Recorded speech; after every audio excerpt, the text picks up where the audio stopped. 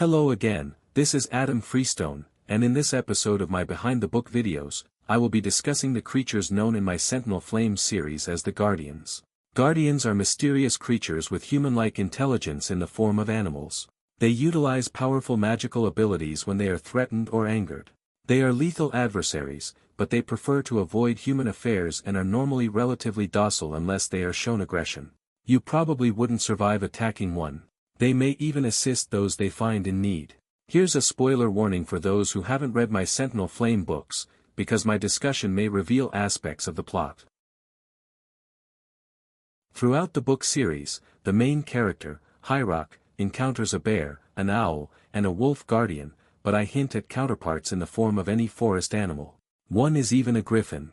Guardians are highly intelligent, with vast knowledge, understanding of magic, and the world in general, while having their own unique disposition and personality.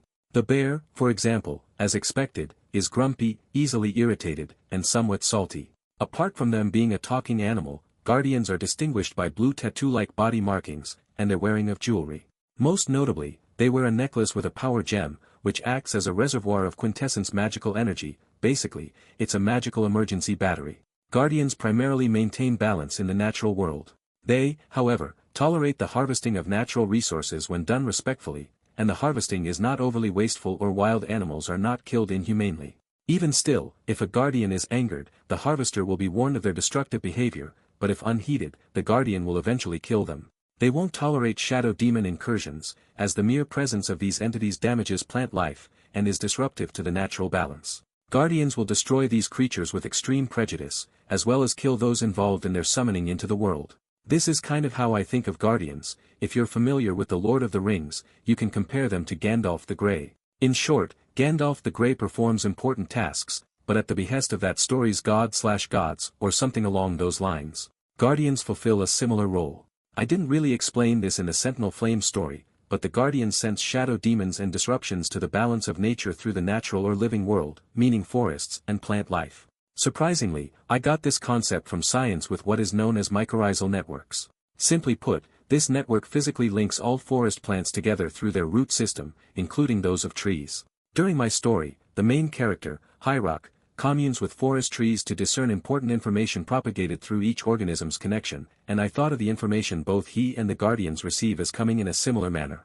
The main difference between Guardians and Hyrock, they can better discern knowledge and their ability is more precise. I envisioned Guardians serving a god figure in the Sentinel Flame world, and this god figure is the one who disseminates this information Guardians receive through nature.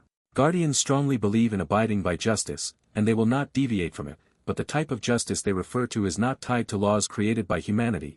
Theirs is instead grounded in a sort of universal law that is laid down by the god figure they serve, and I wanted it to almost feel biblical. My thinking behind the form of Guardians is what better way to symbolize protectors of nature than having them come in the form of an animal. But I make no mention of this god figure anywhere in my story. That was just the idea in the back of my mind while creating these creatures. That's it for this episode. Thanks for watching.